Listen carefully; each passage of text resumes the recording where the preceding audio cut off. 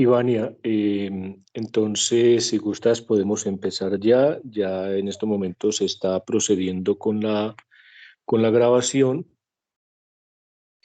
Darte pues las gracias por acompañarnos en este espacio, por compartir tus exploraciones, tus conocimientos, tus lecturas, pues que efectivamente responden con los propósitos de este espacio, el Club Virtual de Lecturas Filosóficas, que pues recordarle a los asistentes y a las personas que luego tendrán la oportunidad de ver el video, consiste fundamentalmente en compartir con la suficiente antelación cómo se hizo la debida lectura sobre la cual vas a trabajar. Eh, Se supone entonces que quien asiste de manera sincrónica ya ha hecho la lectura y que a partir de esa lectura formula unas preguntas, unas dudas o digamos que posibilidades de seguir indagando más en torno a la temática abordada y que pues una vez tú hagas como tu exposición, tu disertación, se procede con la formulación de las preguntas en caso tal de que las haya. Entonces, te agradezco mucho. Para las personas pues, que de pronto no han tenido contacto con vos, una de nuestras compañeras en el programa de filosofía, filósofa, con, con muchas investigaciones, digamos que no solo en el campo de la filosofía, sino también de las ciencias sociales, de la pedagogía, eh, con, con muy buena formación académica. Eh, ya llevas, pues, digamos que tiempo en el programa y eso hace que también tengas la virtud de conocer de pe a pa el modelo educativo de la UNAD y pues eso, digamos que es un plus que permite a los estudiantes tener la certeza de que no solamente conoces el modelo unadista, sino que también tienes una amplia formación académica y una producción significativa, lo cual revierte pues en el bienestar de la formación y de la investigación de los estudiantes. Entonces, tienes la palabra y te reitero mis agradecimientos, Iván. Bueno, un cordial saludo a todos los que están presentes y también pues a las personas que prontamente van a escuchar. Este es digamos, un espacio muy prolijo que nos permite el diálogo, que nos permite tener un contacto más ameno con los estudiantes, con los docentes y que nos lleva también a hacer ese ejercicio del pensar y del pensar en los problemas filosóficos que se han dado durante toda la evolución del desarrollo del hombre. Como ustedes ya visualizan el texto es muy significativo, digamos que nos lleva hacia un nuevo humanismo y es de una autora que quisiera como retomar un poco su trabajo. La conocí a través del Tecnológico de Monterrey por un como que yo estuve realizando y digamos que no había tenido la oportunidad de leerla y en ese marco de estudio, digamos, pequeño de un, de un MOOC, tuvimos algunos encuentros y ella es una académica, obviamente, del Tecnológico de Monterrey. Ella se ubica en la Ciudad de México y pues nos presenta este texto, ¿no? Que es hacia un nuevo humanismo, ¿no? Pero bueno, quisiera comenzar para como situar a todos, recordando un poquito cuál es la tesis de Hortensia Cuéllar, que es nuestra autora y que hoy la traemos a charlar aquí en este club de lecturas. Digamos que ella defiende una tesis de la vida cotidiana. que ella de hecho lo soporta en su texto, la de todos los días, dice ella, la del ciudadano en común y corriente, y dice que esta está dotada pues del suficiente peso ontológico para ser estudiada como un marco. Ella defiende eso como un marco de referencia muy legítimo para el crecimiento personal y social de cualquier ser humano. ¿Por qué muestra eso? Porque ella nos dice que esta parte discurre mucho de una u otra manera en la vida de casi todos nosotros los seres humanos y los hombres, por sus virtudes, por su riqueza, ¿sí? Responde al tipo de vida que merece ser vivida en plenitud, porque dice que constituye un ámbito propio en el que fluye nuestra propia vida, ¿sí?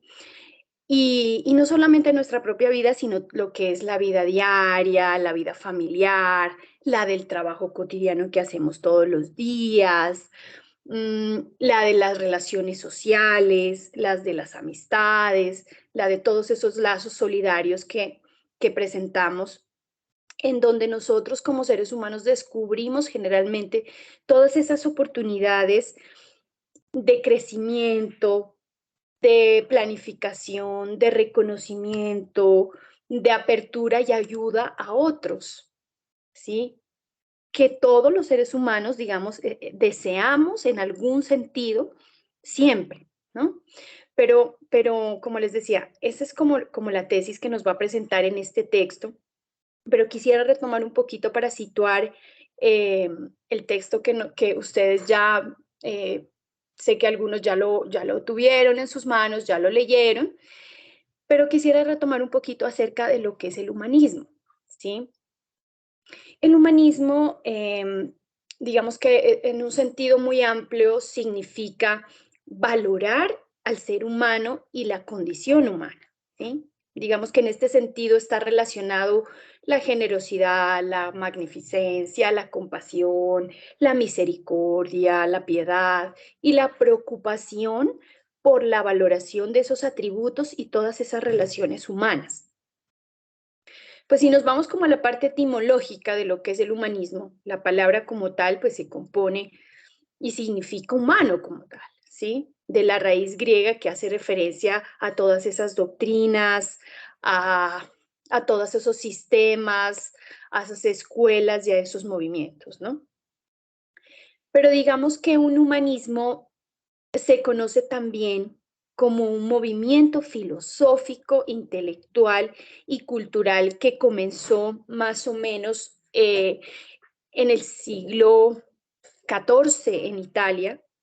Y esto traigo a colación porque digamos, paralelo al Renacimiento y se extendió a través de toda Europa, rompiendo con una serie de conocimientos como el conocimiento del teocentrismo propio de la mentalidad católica medieval, ¿sí? Y que bueno, más adelante vamos a revisar porque miren que la autora hace un recorrido histórico y vamos a ver algunas diferencias y algunos paralelos, digamos, que ella hace.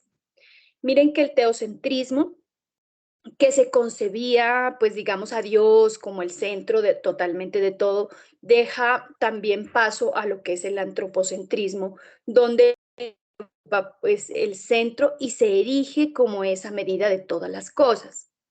Y en este sentido, digamos, el humanismo, el salta las cualidades de la naturaleza humana por su propio valor. Entonces, miren, la filosofía humanista ofrecía nuevas formas de pensar y formas de reflexionar acerca de las artes, de la ciencia, de la política, lo cual, digamos, revoluciona o revolucionó en ese momento ese ámbito cultural y supuso un periodo de transición entre la Edad Media y de la modernidad, que eso es lo que también vamos a retomar un poco más adelante en esta análisis que hemos hecho a este texto. Entonces, a través de obras intelectuales y esos artistas, digamos, humanistas que exploraron, que indagaron temas inspirados en los clásicos de la antigüedad grecorromana, que eran, digamos, los modelos de esa verdad, de esa belleza y de esa perfección. Algunos autores humanistas, por ejemplo, de gran importancia y que hay que reconocerlos de aquel periodo, ¿sí? Fueron Marsilio Ficino, Erasmo de Róterdam, Guillermo Ockham, Francesco Petrarca, Giovanni Pico, Tomás Moro, ¿sí? Montaigne, entre otros, ¿sí? Entonces, mire, en las artes plásticas el humanismo proporcionó obras enfocadas en el estudio de la anatomía y del funcionamiento del cuerpo humano. Por ejemplo, en la ciencia se produjo la secularización del saber científico, que también lo retoma Hortensia en este texto, y ocurrieron importantes descubrimientos en diversas ramas del saber, como lo que es la física, las matemáticas, la ingeniería, la medicina, ¿sí? Entonces, miren que el humanismo también corresponde a esa escuela literaria que tuvo gran importancia en los siglos XIV y XV, más o menos. En la literatura, digamos que se destacó toda esa poesía, es decir, la que se surge dentro de todos esos palacios, escrita por esos grandes nobles que retrataron los usos y las costumbres de la corte, ¿no?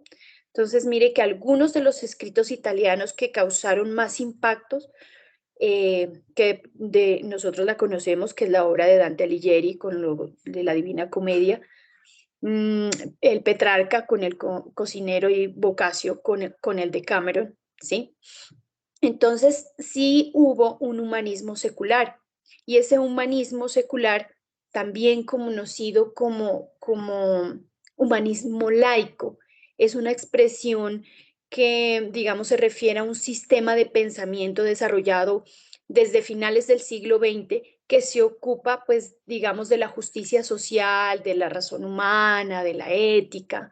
Entonces, miren que los humanistas seculares, seguidores también del naturalismo, suelen ser generalmente ateos o agnósticos, digamos, ¿sí? Y generar de la doctrina religiosa lo que es la pseudociencia, la superstición y el concepto de lo sobrenatural, ¿no? Entonces, miren que para los humanistas seculares, eh, estas áreas no son vistas como el fundamento de la moralidad y de la toma de decisiones. Por el contrario, un humanista secular se basa en la razón, en la ciencia, en la experiencia personal y el aprendizaje a través de todos esos relatos históricos que se constituyen como los soportes, digamos, éticos y también morales que dan sentido a la vida, ¿sí?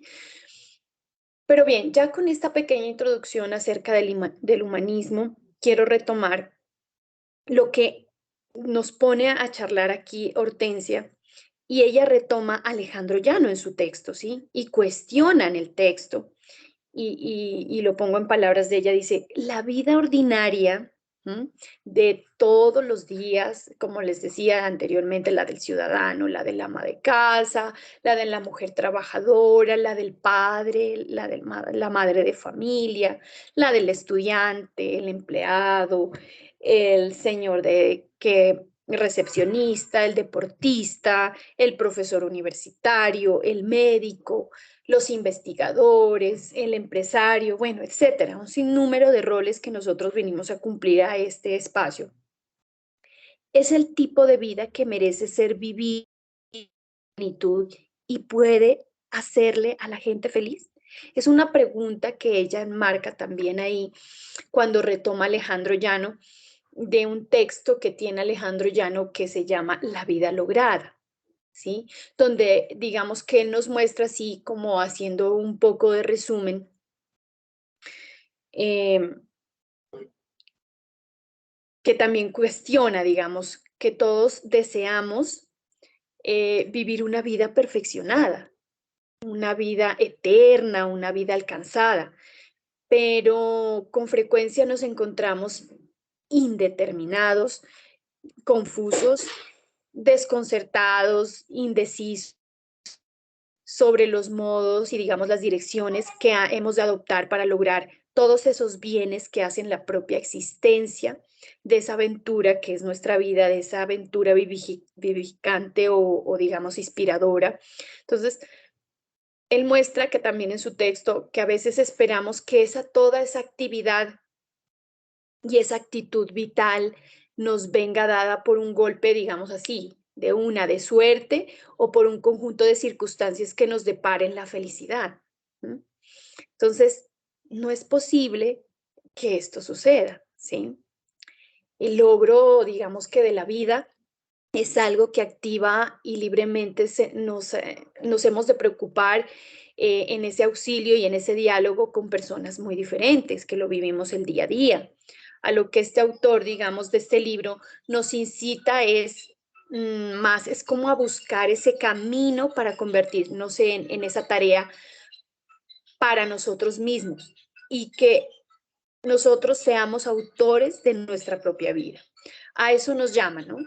Pero también en la misma discusión que hace la autora y sigue en esa discusión y nos presenta que ese caminar diario, ¿sí? De lo que es la familia o el trabajo cotidiano o el que digamos, de esa vida entretenida de cualquier manera, se forman, ella dice que se forjan de ahí los magnos ideales personales y sociales que pueden llevar al encuentro con el honor, con la fama, con la notoriedad, con la riqueza, con ese poder y que, ojo aquí, que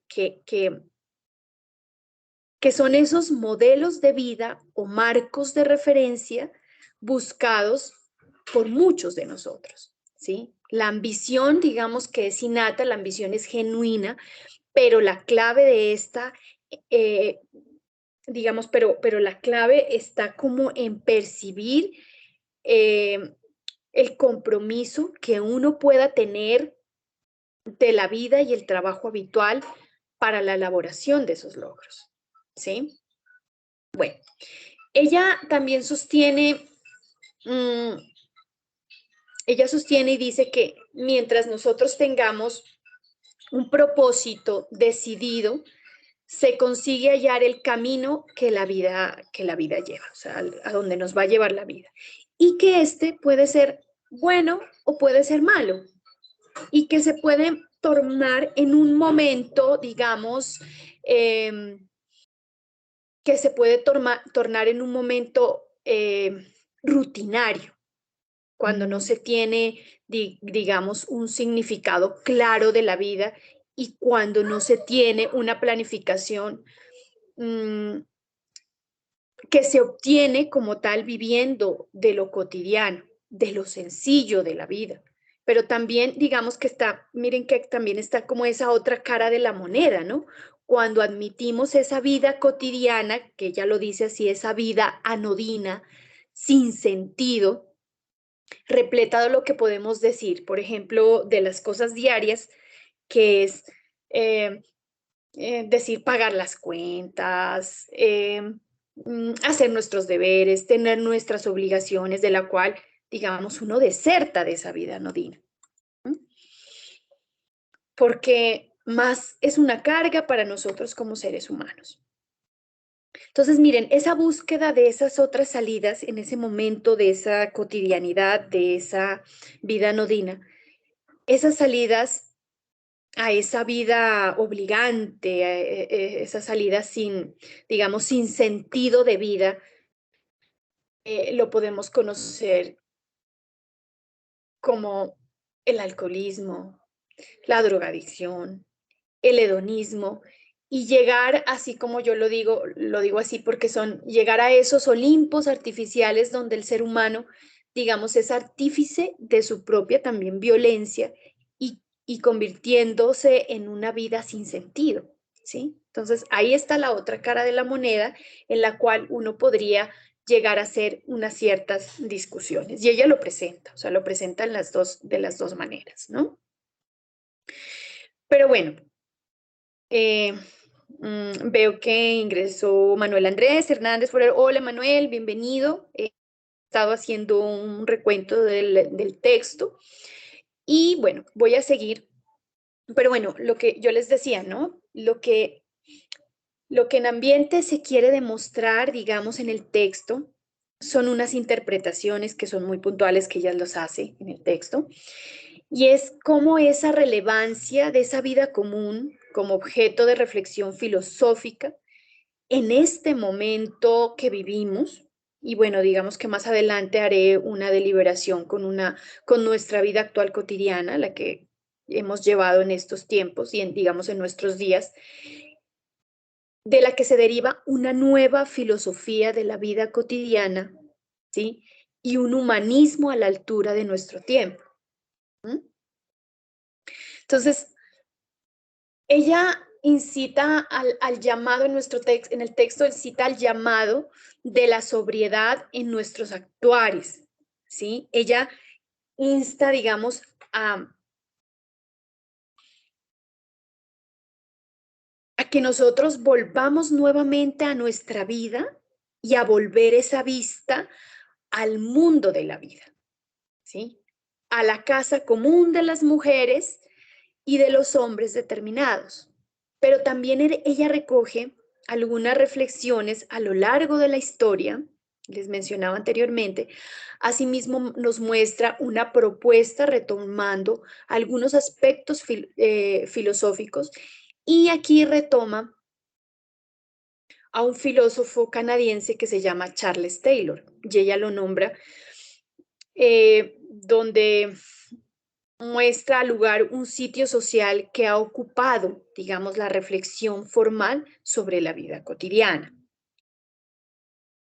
Entonces, bien, me voy a centrar en las reflexiones, digamos, a lo largo de la historia que Hortensia realiza, ¿sí?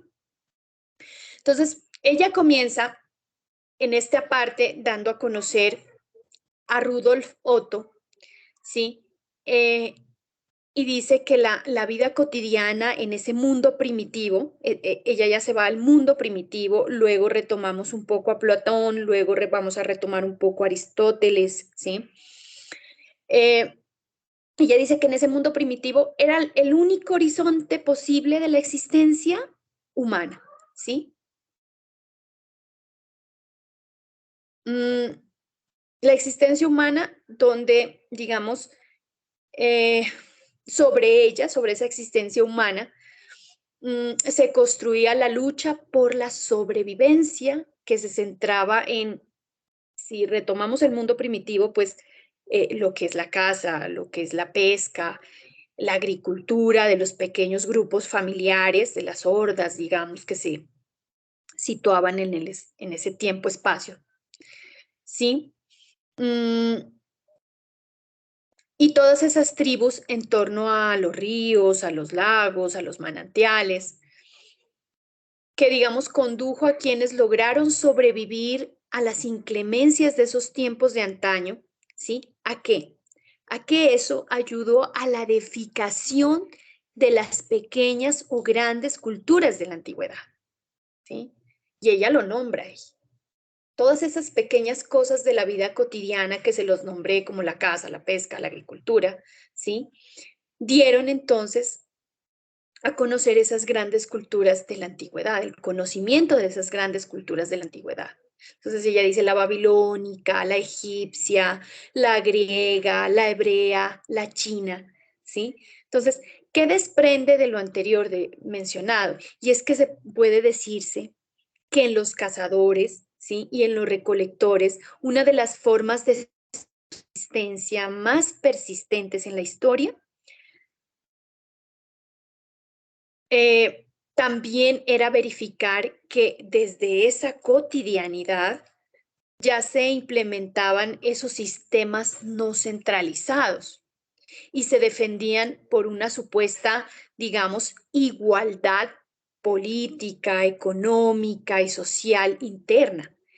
Desde esa parte primitiva ya se hablaba de lo que es la sociedad igualitaria, ¿sí? Entonces, sin duda, digamos que se debe a que la mayoría de estos grupos de cazadores y recolectores que se han estudiado, digamos también porque ese es un estudio también antropológico, encuentran, se encuentran o se encontraban, digamos, forzados a ocupar zonas marginales y sobre todo en cuanto a la cantidad de recursos, ¿no? Entonces, miren cómo ella relaciona con esa existencia humana y que tenía ellos un horizonte claro y un conocimiento claro a partir de su vida cotidiana, ¿no? Hortensia también en el texto nos acerca nos presenta a Platón, ¿sí? Y ella hace como un paralelo, ¿sí? Y habla así. Dice, en Platón observamos que uno de los elementos sobre los que estructura sus diálogos no es otra cosa que escenas de la vida ordinaria entre el eterno Sócrates, ¿sí? Ella lo puntualiza. Y sus interlocutores. Entonces, miren, dice, nos hace imaginar las circunstancias en el contexto, el lugar, el tiempo y los personajes que en general no tienen nada de extraordinario, aunque sí se trata de hombres libres que frecuentan el ágora, entre ellos los amigos, los conocidos, los enemigos, y digamos que se da un encuentro fortuito o intencionado y que les ocasiona para discutir filosóficamente sobre asuntos diversos, ¿sí? Y de lo que nos habla Platón es un poquito que vamos a retomar acerca de las ideas, de la reducción eidética, ¿sí? Porque ella también lo menciona ahí. Y digamos que esa reducción eidética se refiere a la retención de solo los aspectos esenciales de una vivencia de un objeto, ¿sí? Y la reducción eidética consiste, digamos que, en apartar, ¿sí? En apartar o excluir todo lo que no es dado en pura esencia del fenómeno. O sea, un método muy similar a lo que es la abstracción tradicional. ¿Sí? Entonces, miren que en el método de la reducción eidética es empleado en la fenomenología también, ¿no? El cual es un movimiento filosófico desarrollado por Edmundo Husserl que llama a solucionar los problemas filosóficos a la experiencia que intuitiva o evidente, ya que se observan las cosas de la manera más originaria o clara, que son las cosas, los detalles de la vida más cotidianos, ¿no? Entonces, miren que asimismo la valoración eidética consiste en contrarrestar esos diferentes objetos intencionales para recalcar una esencia común. Y esto lo podemos agregar, como les decía, a los actos de la vida cotidiana y sus nortes, ¿no? Pero miren que también digamos que dentro del texto se manifiesta también el caso de Aristóteles, por eso les decía, hay un paralelo, ¿no? Él hace un paralelo, ¿sí? Con la vida primitiva, con lo que nos muestra Platón, pero con lo que nos muestra Aristóteles si ella hace unas diferenciaciones, ¿sí? Entonces, por eso dice, miren, en el caso de Aristóteles podría parecer diferente, atendiendo a su aprecio por lo singular y concreto y la extensión y la complejidad de esa doctrina, pero no acontece así. El tema de la vida corriente, de la vida cotidiana, no es un tópico que aparezca en su pensamiento de manera temática, sino referencial, ¿sí? Y ello simboliza que, como en la mayoría de los grandes autores, ese tema-problema, digamos así, es abordado muy tangencialmente, ¿sí? Que de pronto los primitivos abordaron viendo desde de la parte antropológica, se lo aborda con Platón, con la reducción eidética, pero, dice ella, no ocupa un lugar preferencial en sus problemas trabajados, ¿sí?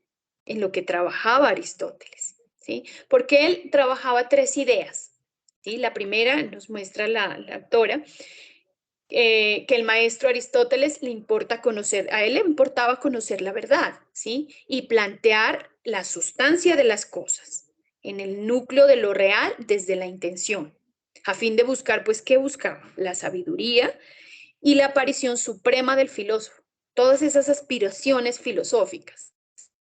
Los sentidos, es cierto, él decía, es cierto, pues son las facultades que abren totalmente el entendimiento, pero no tienen la primacía cognoscitiva, ¿sí?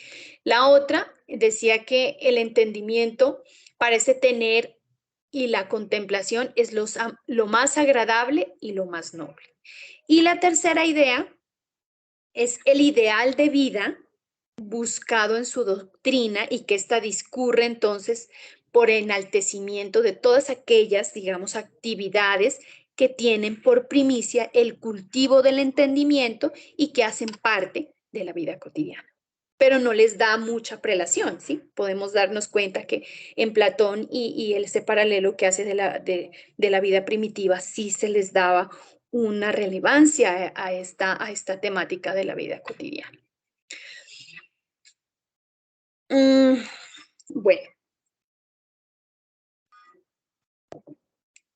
este texto tiene muchísima tela que cortar y por eso me pareció tan consecuente traerlo a charlar a este espacio con ustedes. Y bueno, al finalizar ya haremos, bueno, hay muchos cuestionamientos, ¿no? Pero al finalizar haremos como ese diálogo que es como lo más importante con los que me están escuchando. Mire, no podemos desvincular todo ese pensamiento filosófico antiguo, ¿no? Que nos permite ver cómo vislumbraba la vida cotidiana Platón, cómo desde la época primitiva, cómo lo vislumbraba también Aristóteles, ¿sí? Pues miren, retomando nuevamente Aristóteles, en el texto nos presenta y nos dice el vivir virtuosamente, por ejemplo, ¿sí? El vivir virtuosamente, el gobernar con prudencia, nos decía Aristóteles, especialmente pues los éticos y los políticos.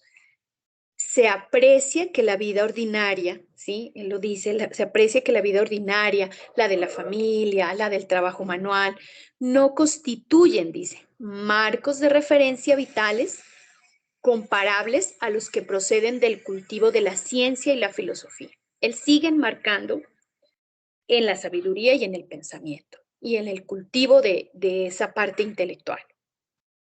Pero sí, dice, sí implican en cambio un saber de tipo práctico, donde la familia, decía él, es la comunidad establecida por la naturaleza para la convivencia de todos los días. ¿Sí? Entonces, sí habla de la prelación que tiene la familia, Aristóteles. Y él lo dice, es la comunidad establecida por naturaleza para la convivencia de todos. Entonces, miren, el hombre por naturaleza es un animal político, lo decía también, ¿sí? A ese nivel operativo y organizacional, y así, en esos roles, discurría en esa época antigua la vida cotidiana de los integrantes de la polis, ¿sí? En virtud de que no todos eran hombres libres, ni filósofos, ni gobernantes. ¿Sí? Entonces, por lo mismo, no desarrollaban el mismo tipo de actividad. ¿Sí? Entonces, miren los rasgos esenciales de lo que aquí concebimos como propios de la vida ordinaria, lo que es la vida de y en la familia, el trabajo cotidiano, cualquiera que, digamos, este sea, y también todas esas relaciones sociales. También, por ejemplo, el papel de la mujer, el trabajo doméstico y el de los esclavos de ese tiempo, nos permiten afirmar que planteamientos en torno al valor y al sentido de la vida cotidiana. ¿No? Entonces, están presentes en ese hábitat propio. Entonces, es la comunidad, el vivir con los otros, el relacionarse con los otros desde la familia, que en su conjunto, digamos, configuran la comunidad política de esa ciudad. ¿Mm? Y bueno, digamos que en eso se marcaba la parte de la edad antigua, pero también ella retoma la edad media, ¿sí? Y la edad media, como yo lo hablaba anteriormente con lo secular, en la edad media, en algún sentido, digamos, continúa esta tradición, ¿sí? La tradición de la familia, de los roles, pero no del mismo modo, ¿sí? Porque a nivel social, digamos, y a nivel laboral, los diferentes oficios que, digamos, que se van uniendo en asociaciones que le otorgan la época, el contexto de la época, son un tono más especiales, ¿sí? Por ejemplo, el trabajo hecho con las manos, que tiene cierto reconocimiento social en esta época, aun cuando, digamos, el predominio la continúe teniendo el trabajo, pues el predominio, como lo miramos en Aristóteles, siempre va a tener, o la relevancia la va a seguir teniendo el trabajo intelectual, que se empieza a concentrar. Además, en los conventos, ¿sí? Y en los monasterios de las nacientes universidades, cuyo origen proviene precisamente de la época medieval, ¿no? De la época media. Pero también mire, la filosofía y teología, el pensamiento filosófico y teológico moderno y contemporáneo, también lleva a datos relevantes a favor de lo que es la rehabilitación, la reivindicación, la afirmación de la vida ordinaria, ¿sí? Entonces, miren que provienen de la influencia cartesiana, también de la forma protestante y del cristianismo de nuestros días, que han abordado digamos, de diferentes ángulos y de modo directo o indirecto el gran tema de la vida cotidiana, ¿sí? Entonces, miren que la vida cotidiana ya toma otros enfoques. Y también aquí no podemos dejar de hablar de cómo que ella lo misma también lo sustenta ahí dentro de este escrito, la reforma protestante, ¿sí? Entonces, o la revolución protestante, ¿sí? Pero miren que, esta reforma protestante fue un movimiento religioso del siglo ya XVI, liderado por los teólogos Martín Lutero y Juan Calvino. Entonces, ¿qué proponen? Proponen retomar ese espíritu original del cristianismo, de que el catolicismo ya, digamos, se había apartado. Entonces, miren, fueron profundos los cambios culturales para esta época en los valores y también en la filosofía de las naciones protestantes, muchos de los cuales, digamos, influyeron posteriormente en el surgimiento de ¿qué? Del capitalismo. ¿Sí? Entonces, miren cómo ella nos hace ese recuento, ¿no? Ese recuento, digamos, histórico de la evolución, de la relevancia que le podemos dar al término de la vida cotidiana, ¿no? Bien, y siguiendo ya pues con las interpretaciones que nos hace la autora y la notabilidad que, digamos, enmarca su escrito, el tema, ella nos muestra cómo Charles Taylor digamos que es uno de los pocos filósofos contemporáneos que ha abordado este tópico en búsqueda de la identidad moderna, ¿sí? Para él, digamos que la afirmación de la vida cotidiana es uno de los aspectos relevantes de dicha identidad e incluso, digamos, es una de las ideas más potentes de la civilización moderna, y así nos lo dice Charles Taylor, que es un filósofo canadiense que ella, digamos, nombra desde el principio de su exposición del texto, ¿sí? Y que, digamos que él retoma, en esta, Charles Taylor retoma y refiere a esa identidad moderna, y de esto, digamos, recalco algunos cuestionamientos, ¿no? Al establecer la identidad, yo debo remitirme necesariamente a muchas, ¿no?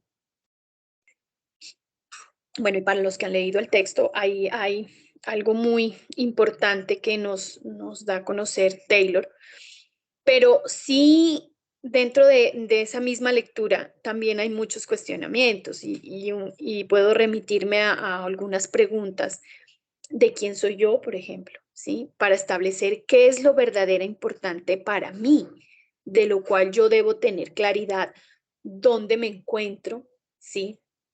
La identidad me obliga a mí a orientarme un espacio moral y preguntar qué da peso a mi vida. Lo que sí vislumbro es que, retomando, existe una conexión entre esa identidad y también el bien, ¿sí? Y miren que hemos recabado como todas esas épocas, la época antigua, la Edad Media, y ahorita estamos trabajando a los que nos hablan de la vida cotidiana como Charles Taylor, y retomando ya como ese conocimiento de la vida cotidiana, pero en pro de la modernidad, ¿sí? Entonces sí, Taylor nos hace esa conexión entre esa identidad y el bien. Y digamos que haciendo como la lectura, vemos que estos están entretejidos, ¿sí? Y se conectan con la manera en que somos nosotros agentes que comparten un lenguaje común con otros agentes, y que esta conexión también hunde sus raíces en la percepción que tenemos nosotros de nuestra vida como un conjunto y la dirección a la que vamos dando mientras nos dirigimos por la vida. Entonces, articular nuestros marcos referenciales es orientarnos respecto a todos esos interrogantes sobre el bien. ¿Mm? Entonces, mire, y con esto ya casi culmino pues mi intervención. Yo sé que deberíamos retomar un poquito en otro momento esas categorías que nos habla Hortensia, que presenta la autora, de las dimensiones de la vida cotidiana. Pero miren que ya viniéndonos a la época del contexto en el que estamos suscitados, en el que estamos viviendo, la cotidianidad de la vida resulta, digamos, por ende, muy importante, ¿sí? A eso vamos, ¿no? Creo que este es el objetivo también de este texto y el objetivo que yo quería compartirles, porque en ella se encuentra la respuesta, aún desarticuladamente, a la pregunta por el sentido de nuestras vidas, y se puede tener una mayor conciencia de la propia identidad, de la actividad productiva, de la actividad reproductiva, de la responsabilidad y la libertad en asuntos como la prosperidad propia y la de los demás, ¿sí? La de de esa búsqueda que nosotros tenemos del fin último que hablaba Aristóteles, del el fin último de la felicidad, ¿no? Es en esa búsqueda del bienestar y la felicidad, ¿sí? Tópicos que, digamos, en estos últimos, que parecían como privativos de las filosofías de corte político-social, como acontecía, como por ejemplo el utilitarismo, el pragmatismo, el marxismo, pero que sin embargo son temas y problemas esencialmente humanos y que pueden ser recogidos por una filosofía de vida cotidiana que va más allá, ¿sí? Y que aquí la autora nos nombra a María Pía Chirinos y nos muestra que a partir de los límites que la filosofía clásica e ilustrado pudieron darle, eso no indica que al poner en foco de la discusión la cotidianidad de la vida, se reúne a la filosofía perenne, a la búsqueda de la trascendencia, sino más bien se nutre de ella, ¿no? Ampliando, pues bueno, todos esos horizontes a lo concreto del vivir humano por esa reflexión, porque gira en torno al hombre real, al que en este momento somos, ¿sí? Que habita en un mundo vivo, en el que trabaja, que ama, en el que sufre, ¿sí? Entonces, yo quiero ya, como les digo, para cerrar mi intervención con esta intervención, y quisiera retomar en otro momento, como les decía, las categorías que nos presenta la autora de las dimensiones de la vida cotidiana, pero sin antes como hacerles como como mi reflexión final. Y es que en este momento de la vida cotidiana la que llevamos,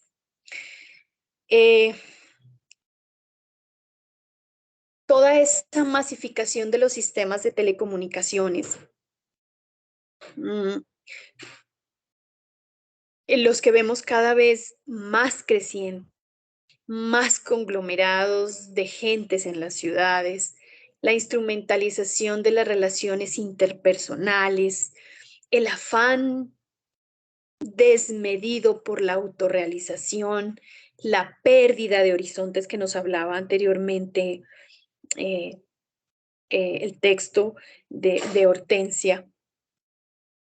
Todos esas pérdidas de esos horizontes morales compartidos y un sinnúmero de cosas que están, digamos, socavando nuestras maneras de ser hombres. Actualmente es normal que vivamos inmersos en un relativismo moral y no falta quien defienda el libre desarrollo de la personalidad, creyendo que, digamos, es la posibilidad de hacer todo lo que nos dé el deseo y que nadie tiene la autoridad para cuestionar nuestros propios valores y formas de ser como hombres, desconociendo que, digamos, la identidad no se construye solo mediante una vuelta al interior del yo, ¿sí? Sino que además es, digamos, menester una interacción dialógica con los otros yo, ¿no? Entonces, miren que las formas de vida que en este momento podemos vislumbrar de las redes sociales, egocéntricas, de esas relaciones impersonales, son tal vez más abanderadas en un mundo en el cual el individualismo se ha vuelto el bien más preciado y ya no van más las relaciones de contacto directo con las personas. ¿Sí? Ahora parece normal que una joven tenga alrededor de 2.000 amigos en una red social, Facebook, y que cuando uno o unos de estos amigos se materialicen, acaben con su existencia, por ejemplo. ¿Sí? Entonces, eso es algo que podríamos llamarlo muy natural. ¿Sí? Yo, como les digo, abro cuestionamientos, abro diálogo a este texto que les he presentado, que como les digo, tiene muchísimas temáticas que nos enfocan a la modernidad, a lo que nos dicen de las fuentes morales con Taylor, a la identidad, al espacio moral, a la autenticidad, al reconocimiento que desde los modelos primitivos hemos encontrado, a la diferencia de esas discusiones interdisciplinarias, también sobre del concepto de identidad, que también lo retoma con Taylor, la autora. Esto es lo que yo les traía hoy. Espero que haya sido de su agrado y, como les digo, estoy muy atenta a la discusión que a esta intervención pueda llegar. Y bueno, les agradezco mucho la escucha, el tiempo. Y bueno, me abro al diálogo. A Manuela, a Ana María, a Alexis, a Edwin. Muchas gracias, Ivania, por tu intervención muy rigurosa el abordaje del texto, además que pues facilita también como esas estrategias de lectura a los estudiantes de identificar su tesis y sus argumentos o ideas fundamentales.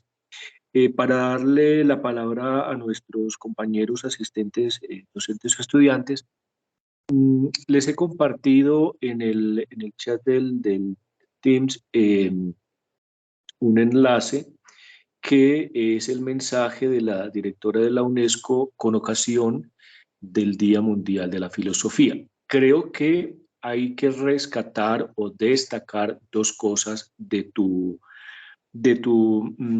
exposición, Ivania. Por un lado, teniendo en cuenta que ya la próxima semana, el próximo sábado, sería la última sesión de este año del Club Virtual de Lecturas Filosóficas, pero en el marco de la celebración del Día Mundial de la Filosofía, fue muy pertinente, muy atinada tu intervención, la lectura, la forma, insisto, como despliegas como todo el abordaje del texto, la comprensión y la interpretación del mismo, porque efectivamente en esas líneas, tanto de tu texto como de tu intervención y desde la directora de la UNESCO, están precisamente destacando la necesidad de repensar, ¿sí?, dentro de esos aspectos, pues obviamente la vida cotidiana.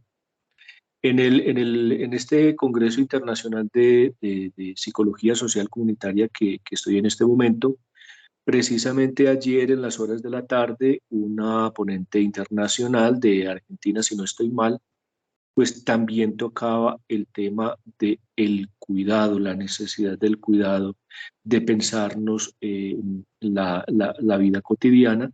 Y en ese orden de ideas, yo invitaría a nuestros estudiantes que se sigan pensando en ese orden de ideas y sobre todo teniendo en cuenta que, digamos que nuestras líneas de investigación del programa de filosofía apuntan a una de ellas, la filosofía como conocimiento y forma de vida, ¿sí? Es decir, no se puede pensar que la filosofía es solo teoría. En el siglo XXI, como pueden ver en el caso de nuestra directora de la UNESCO, se está llamando a que la filosofía sea eso, teoría, pero también forma de vida, es decir, llevar la teoría a la praxis a través de una revisión de nuestras formas de ser en el mundo. Y finalmente, ya para terminar mi intervención, Ivania, creo que el asunto de la felicidad, sobre todo cuando desde el mercado, la felicidad un macro relato, no, es un metarrelato, perdón, es un metarrelato. El mercado nos está construyendo un tipo de felicidad, obviamente muy acorde con el modelo, pues también tenemos que empezar, sí, o sea, hay una intencionalidad de la existencia, hay un fin último de la existencia, pero que tengamos la valentía, ¿sí?, la osadía, primero de revisar cuáles son los sentidos imperantes de felicidad para deconstruirlos desde la filosofía y a partir de ahí apuntar precisamente a un sentido mucho más incluso ecológico de felicidad, ¿sí? Entonces, yo, por ejemplo, digamos que contra ese concepto de felicidad, a mí me genera mucho escozor, mucha pregunta, y yo incluso hablaría de plenitud, ¿sí? Pueden ser sinónimos, solo que digamos que al menos la plenitud no es un concepto tan manoseado, ¿sí?, tan prostituido como el concepto de felicidad. Muchas gracias, Ivania, y bueno, tienes, digamos que la potestad para darle la palabra a nuestros estimados estudiantes. Muchas gracias. Bueno, Einar, a ti muchísimas gracias. Y bueno, Ana María Trejos, bienvenida y bueno, atentos a escucharte. Bueno, muy buenos días. Muchas gracias profesora Ivania, por traer este texto. Como usted lo mencionaba, sí tiene muchos elementos, digamos, como en su recorrido, digamos, como lo aborda la autora. Pues una de las inquietudes que yo tenía era precisamente el título o la manera como tituló ella su propuesta, donde habla de filosofía de la vida cotidiana, y también vuelve como a preguntarse ella misma, pero es posible abordar desde la filosofía este concepto, digamos, o este problema de esta manera, desde esa mirada como de la filosofía, entendiendo pues que digamos, como en ese recorrido histórico o en ese de no desconectarse o desvincularse, digamos, de esos planteamientos anteriores o de toda la historia, digamos, de la filosofía, como hacen el recorrido, como lo muestra ahí específicamente, donde empieza a hablar de cada uno de los momentos y la manera como ha sido abordado como el tema. Yo tenía era tal vez como una inquietud, y el texto lo menciona, hay una parte donde hace referencia como a ese peso ontológico que puede tener, digamos, esta interpretación o esta mirada de hablar de filosofía de la cotidianidad. pero también esa mirada o ese peso o ese concepto ético que puede tener cuando uno dice, es que la vida cotidiana está juzgada porque, porque se vive bien, porque se han logrado resultados, porque la vida no ha sido mal lograda, como lo expresa textualmente ahí, o porque me gustaría ser de cierta manera, o mi sueño en la vida para saber que es una vida cotidiana amena o está bien vivida, mi sueño es ser de cierta manera. No sé si en el trabajo pues que ha realizado, digamos, en este tema de filosofía de la vida o de pronto, pues, digamos, en esa parte, pudiéramos como no sé si dialogar un poco más sobre esa parte ontológica o como esa parte ética, porque quizás es como esa inquietud que me queda pues como en una primera observación de este texto. Bueno, Ana María, gracias por la intervención. Sí, como yo te decía, el texto nos lleva a pensarnos mucho no solamente en la vida actual, sino en todas las etapas de la evolución de la historia del hombre. Pero esta parte ontológica, digamos que tú sabes que la parte ontológica es una rama de la metafísica, ¿no?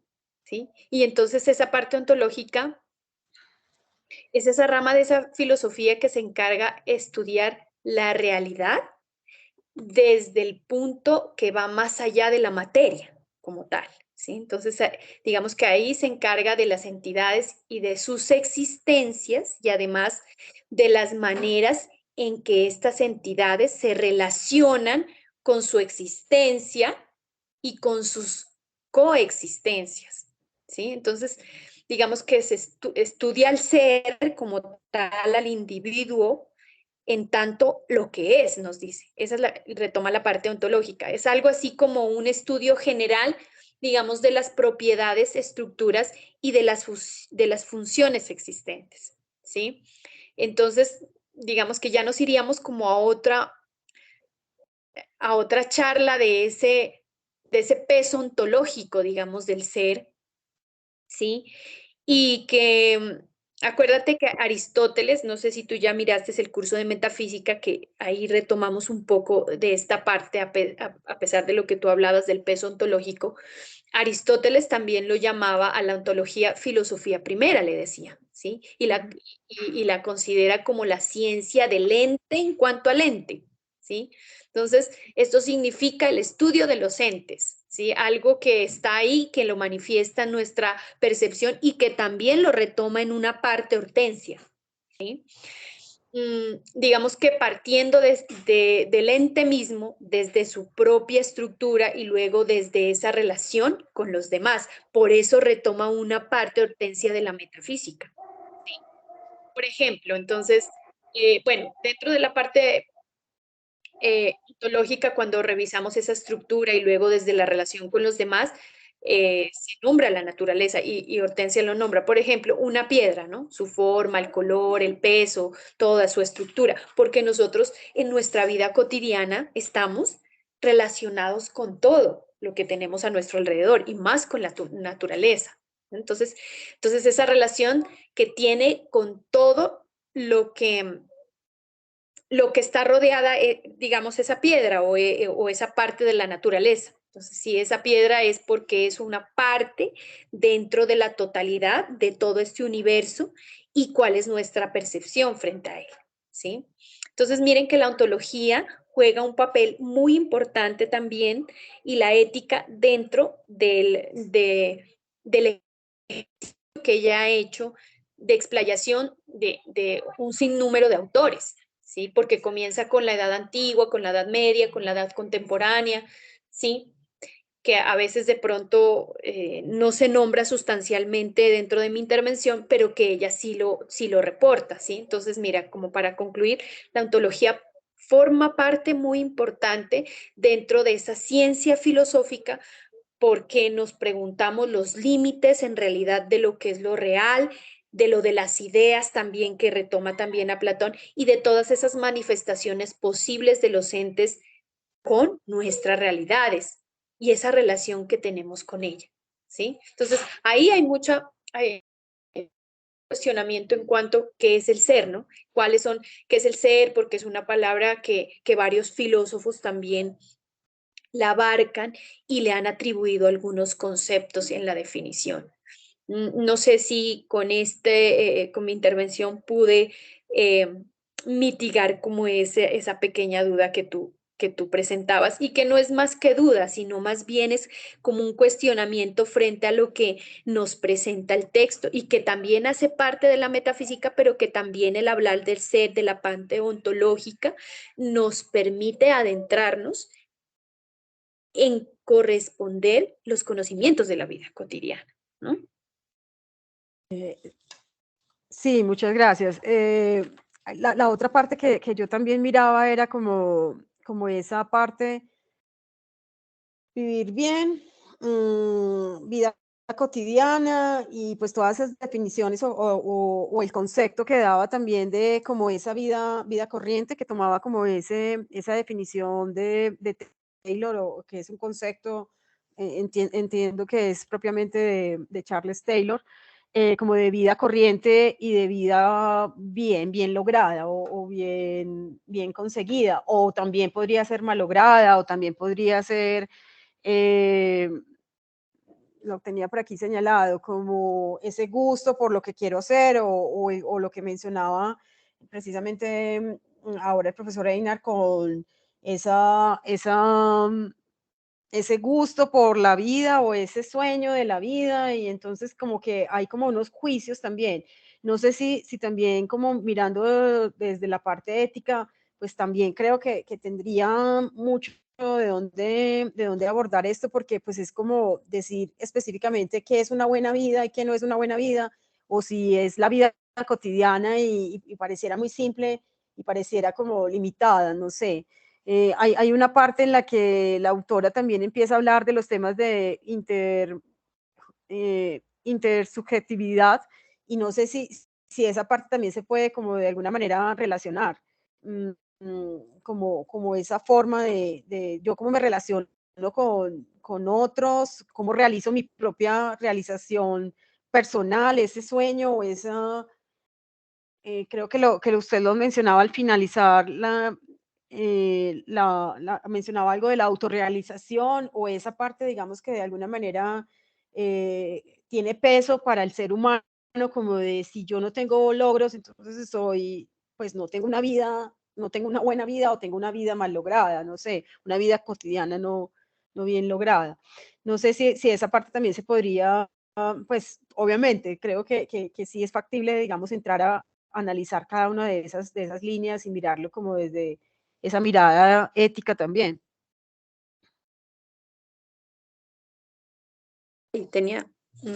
Sí, mira que, como yo les refiero, ella también sostenía algo que es bien importante, y es que es lo que vemos falente en nuestros jóvenes de ahora, los jóvenes de cristal, es tener un propósito claro, ¿sí? Ella lo sostiene, ¿sí? Porque ella dice, mientras nosotros tengamos un propósito decidido, se consigue hallar ese camino que la vida nos lleva, ¿sí? Y así lo decía.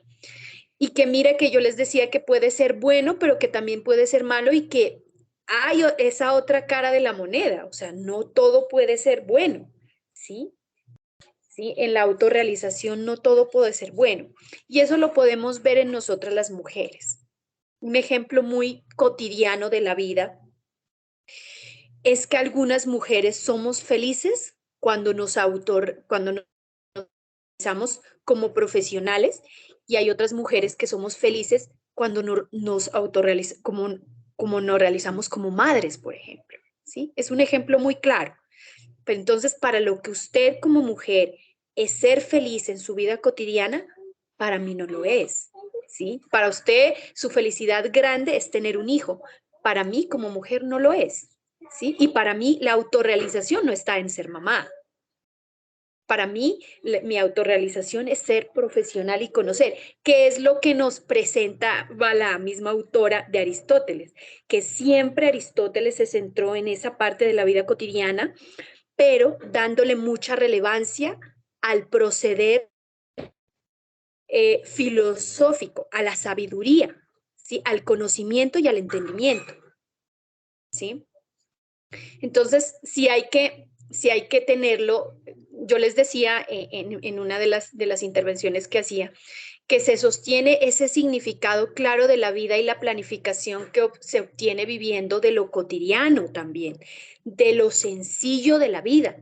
Pero también está esa otra cara de la moneda cuando no admitimos esa vida sin sentido, ¿sí? Esa vida que nos llega a tener todas esas obligaciones. No sé si tú alcanzaste a escuchar esa parte, tener todas esas obligaciones de la cual nosotros desertamos, porque para nosotros va a ser una carga, el pagar cuentas, el tener deberes, porque esa hace parte de nuestra vida cotidiana como seres humanos, esa vida anodina, sin sentido, que está repleta de cosas que no lo encontramos, y que esa misma vida nos lleva a esa búsqueda de lo que yo les decía, de los olimpos artificiales, que son esas salidas obligantes, que es la drogadicción, el alcoholismo, el hedonismo sexual, la violencia hacia uno mismo, porque uno se lo realiza, ¿sí? Entonces, ahí nosotros como seres humanos nos convertimos en nuestros propios malogradores de la vida, ¿sí? Y de una vida sin sentido. Y bueno, miren que la autora toma, ya referente a lo que tú dices, la pasión inútil de un pensador existencialista que es Jean-Paul Sartre, ¿sí? Él lo toma, ¿sí? Y digamos que hay un texto de él que se llama así, Una pasión inútil, muerte y la libertad, en la obra filosófica de Jean-Paul Sartre, ¿sí? Y él él presenta, pues digamos que es una colección de ensayos que giran en torno a la polémica obra de este filósofo. Como bien se hace notar, es muy crítico él, ¿no? Digamos, él intenta ensalzar, sino más bien criticar. Este autor se centra en uno de los puntos más contradictorios de la obra, en la relación con la muerte, con la libertad humana. Porque digamos que si no llegáramos a esas autorrealizaciones, ahí es cuando el ser humano se decepciona de sí, ¿sí? Y llegan a pensar a un juicio, participando en la conformación de acabar con la vida, ¿sí? Porque no tenemos un propósito, ¿sí? Entonces, Sartre analiza también esas actitudes respecto al concepto desde el sentido común y también desde las ciencias modernas.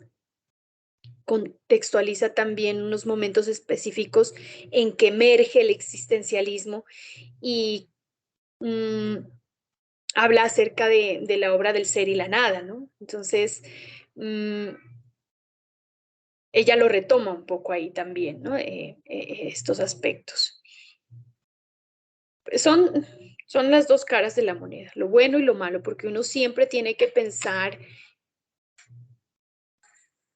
en esas dos vertientes, ¿no?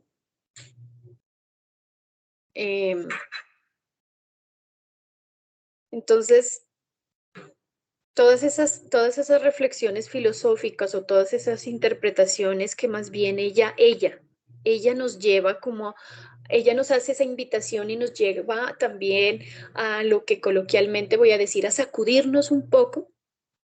¿Qué es lo que puede estar pasando ahorita en nuestra vida cotidiana, digamos, en este justo momento, en esa búsqueda de, como lo decía Taylor, en esa búsqueda también de una autenticidad, nosotros como seres humanos, y un ideal moral también, un ideal de ser fiel a sí mismos, defendiendo como digamos, una descripción de lo que sería un modo de vida mejor o superior, según el cual, digamos, es necesario comprender cuál es esa fuerza moral que hay en el trasfondo de la autorrealización, ¿no? Porque vemos que existe la laxitud moral en nuestra época, y lo vemos. ¿Mm? Es total realidad, por tanto, que hay que hacer una distinción entre el ideal moral y la autenticidad y también el individualismo. Ese individualismo egoísta, digamos, como un fenómeno amoral que lleva a una descomposición o, digamos, a una fragmentación de la sociedad y el abandono de ese horizonte de significado, de sentido de la vida. Entonces, ahí está el ideal de la autenticidad por su parte, que nos lleva a comprender que no podemos, digamos, utilizar nuestra autenticidad para hacer caso omiso de las cuestiones que trascienden en sí mismo, en el yo, ni podemos justificar en nombre de esa autenticidad relaciones instrumentales, además que no podemos tampoco acreditar nuestra elección como un bien de carácter maximizado, pues esto también, digamos que degradaría la idea de sí mismo, ¿no? Entonces, miren que, bueno, como les decía, hay mucha tela que cortar en cuanto a la cultura de la autenticidad, también tiene sus contradicciones, ¿no? Y también tiene sus defensores, ¿sí? Algunos anotan a favor de las prácticas individualistas que no se deben arraigar dentro de esta sociedad en la que nosotros estamos viviendo, y otros apuestan al subjetivismo, por ejemplo, ¿sí? Ese subjetivismo moral de la modernidad. ¿Mm? Bueno, muchas gracias.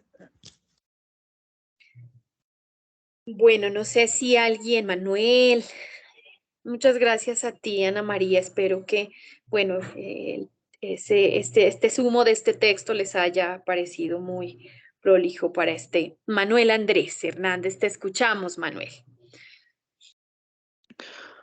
Cordial saludo para todos, profe, buenos días. Bueno, Una de las reflexiones que pude sacar de su exposición es la reivindicación del lenguaje común como puente y transmisor del sentir y del hacer del individuo eh, para, para entrar a conocer nuestra propia identidad.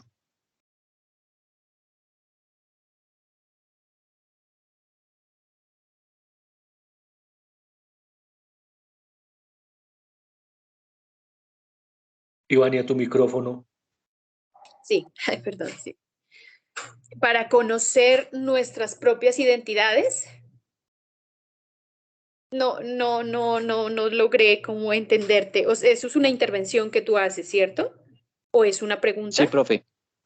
No es una pregunta, sino es de pronto una reflexión que yo hago porque, por ejemplo, desde la academia tenemos un lenguaje muy técnico, tanto los profesores como los estudiantes, pero al querer transmitir lo que nosotros hemos aprendido y todo eso a una comunidad X, ese lenguaje técnico, pues a veces hasta confunde al mismo, hasta a la persona que lo está escuchando. Entonces la reivindicación también desde la academia del lenguaje común, por ejemplo, en una comunidad apartada, pues creo que también es importante, ¿no? Desde la cotidianidad. Sí, recalco eso. Y bueno, digamos que en cuanto a la identidad, en los últimos años se han desarrollado una serie de discusiones interdisciplinarias, ¿no? Porque la identidad es un concepto que, digamos que concierne especialmente a las relaciones que tenemos con la modernidad y con la modernización. Y esta discusión abarca, digamos, posibles disciplinas, como por ejemplo la sociología, la antropología, la psicología social, la historia y la filosofía, ¿no? Entonces, en estas discusiones, pues hay muchos referentes filosóficos latinoamericanos, europeos, ¿sí? De varios autores. Por ejemplo, miren que en realidad la reflexión que también hace Taylor tiene muchos centros de interés, ¿no? Lo que nos muestra la autora.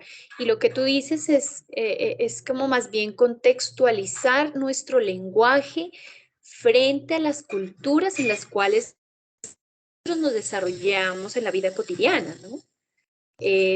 Terminar con los técnicos, porque es que uno tiene que saber en un momento dado a qué contexto se va a enfrentar, a qué persona se va a enfrentar. Es lo que yo logro entenderlo de lo que tú me estás diciendo y cómo nosotros como académicos nos enfrascamos en los mismos academicismos, pero que también debemos identificar como los contextos en donde vamos a explayar todos estos saberes, ¿no?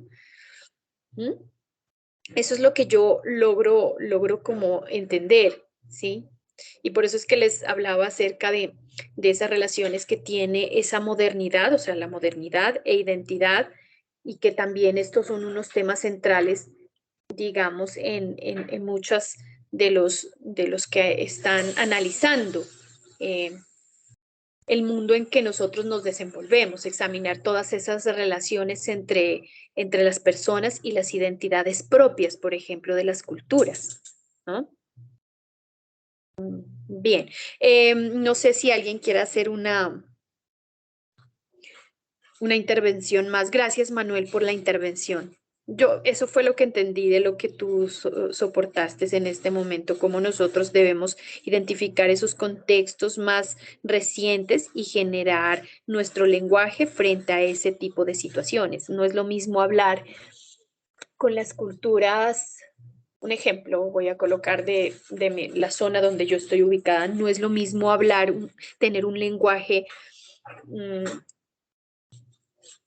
referente a la comunidad de los Pastos, que es una comunidad indígena que se centra acá en esta zona andina donde estoy ubicada,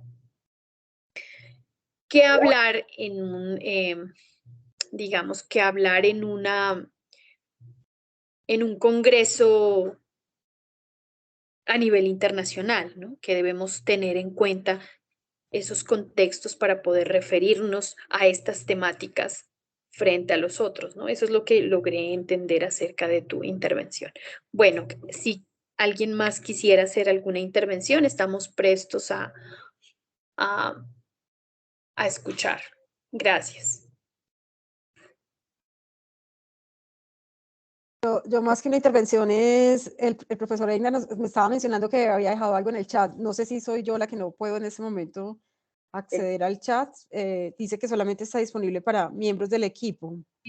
Sí, sabes que yo no puedo tampoco. Espérame un segundito. Es que no desde un equipo, sino estoy a través del móvil. Sí, Ana María, recuerda que para poder descargar la información que se va registrando en el chat, en el equipo, primero tuviste que haber accedido a la cuenta de Teams con tu usuario de estudiante, ¿sí? Listo. Y con el enlace que les compartí hace ya mesecitos para, digamos que, pertenecer a ese equipo de Teams. Entonces, muchas gracias por tu inquietud, porque efectivamente sí es una cuestión que, bueno, es una limitación de Teams, de que solamente pueden ver quienes han aceptado vincularse a ese equipo, en este caso del Club Virtual de Lecturas Filosóficas. Sí. Ok, Luego se los gracias. comparto entonces Es un error, sí, es mío en este caso porque como tengo varios Teams, entonces de pronto entré por otro y bueno, muchas gracias. Sí. Yo lo busco entonces ahí. Gracias. Sí, Ivania, mira que yo quisiera complementar el aporte de Manuel Andrés, que me parece muy, muy pertinente por la siguiente razón. Sucede y resulta de que efectivamente, a ver, cuando la gente le dice a uno, ¿usted qué es? O ¿qué estudió? Uno dice filosofía. Ah, ustedes son de los que hablan raro, que nadie los entiende, ¿sí? O que, bueno, hablan cosas etéreas. Yo siempre he dicho, la filosofía es una elaboración, obviamente, digamos que desde un marco hermenéutico y fenomenológico. Sin embargo, a mí me parece que la cuestión de Manuel, por ejemplo, es, y acudiendo, por ejemplo, a lo que Heidegger señala en el nivel pre-reflexivo o pre-teórico, ¿sí? Que digamos que desde la fenomenología idealista es donde digamos que es lo que hay que superar. En el caso de Heidegger, pues es precisamente en el mundo pre-reflexivo o preteórico, desde el cual digamos que hay que partir. Otros autores señalan que la filosofía es crear conceptos, y obviamente el concepto supone ya un ejercicio de abstracción. Entonces digamos que dentro de la filosofía misma hay diferentes posibilidades, o bien como teoría o bien como forma de vida, pero que en todo caso también digamos que hay que tener en cuenta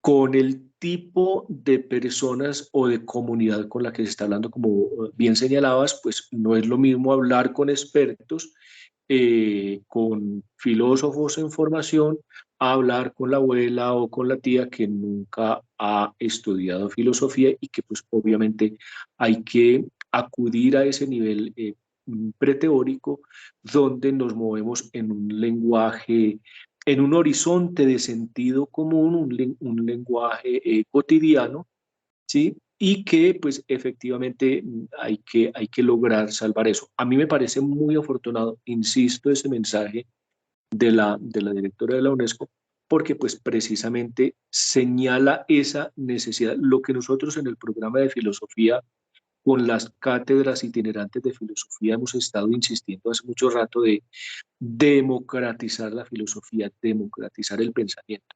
No es hacer que todo el mundo hable raro, no, hacer que todo el mundo acuda a los ejercicios racionales de diálogo, de debate, de discusión, de saber que tu mirada, que difiere ostensiblemente de la mía, no es una mirada que me niega, sino que amplía mi mirada, que me complementa. Y ese es el ejercicio que hay que hacer hoy en virtud de los problemas actuales, ¿sí? Entonces, no es negar la razón, es obviamente acudir a ella, no de una manera, una razón dura, una razón al estilo de la modernidad, pues porque de igual forma hemos visto que también tuvo esa razón dura su fracaso en muchos fenómenos del siglo XX sobre todo. Y pues que efectivamente la tarea es esa, la tarea es repensarnos como humanos, qué tipo de humanidad es la que queremos proyectar para el futuro, de qué manera nosotros, en virtud de las crisis actuales, nos estamos relacionando entre nosotros, pero también con el medio ambiente, con la naturaleza. Entonces, ese es el ejercicio que hay que hacer, de construir una imagen rancia de la filosofía, esa imagen clásica, eh, para decirlo, digamos que de una manera coloquial, del filósofo que vive pensando en los huevos del gallo, y mirar que la filosofía es sobre todo una, una praxis, ¿sí? En el sentido de que, como dice Heidegger, el solo hecho de pensar ya es una praxis, ¿sí? Porque obviamente hay gente que digamos que no se da a esa tarea, y cuando yo me pregunto, venga, ¿cuál es el tipo de, no tanto de felicidad, sino de plenitud, de sentido que le quiero dar a mi vida? Ya ahí estás enfilando, ya ahí estás apuntando de una manera muy filosófica, con una pregunta filosófica. Entonces, eso es lo que hay que hacer. Nuestros compañeros que están, digamos que en esos procesos de formación en el programa, pues tienen precisamente toda una tarea. ¿Cómo hacer que la filosofía pueda responder, pueda ser escuchada, pueda llegar precisamente a quienes no son filósofos? Esa sería nuestra tarea fundamental. ¿Cómo buscar que la filosofía pueda tener algo que decir para personas que no son filósofas, por ejemplo? Muchas gracias, compañeras y compañeros. Gracias, profe Ino. Sí, son cuestionamientos, ¿no? Y a través de todos esos cuestionamientos del pensamiento, como usted muy bien lo manifestaba, pues derribamos ya muros mentales, ¿no? Prejuicios, dogmas, ¿no? De esta forma, pues la filosofía puede ser, digamos, acoto ahí el mejor antídoto contra el dogmatismo, ¿no? Y nosotros desde que somos niños y asimilamos, digamos, un conjunto de creencias que no cuestionamos, ¿no?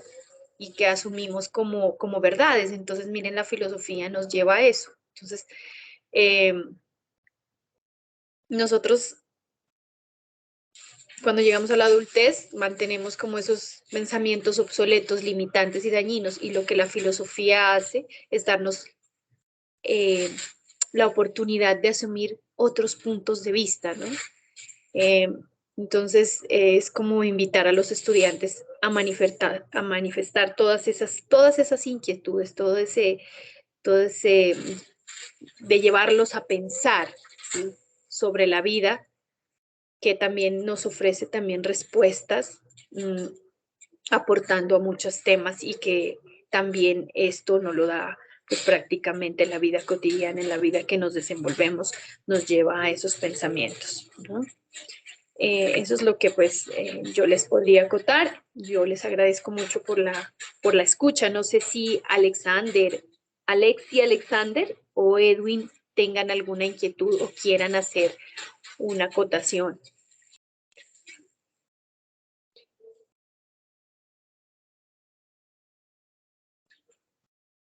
Bueno, parece que no. Entonces, Ivania, te reitero mis agradecimientos por este espacio, por este diálogo tan enriquecedor con Ana María, con Manuel, con Edwin y con Alexi.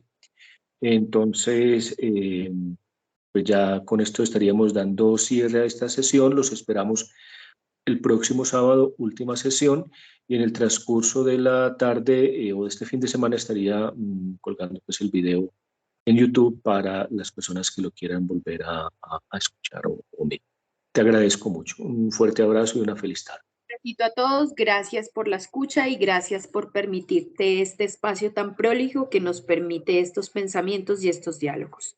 Muy agradecida con ustedes por la escucha. Un abrazo y que tengan un día armonioso, un fin de semana armonioso. Y bueno, Einar, tú que sigas allá en el evento, que también está muy prolijo. Por ahí me estaban compartiendo unas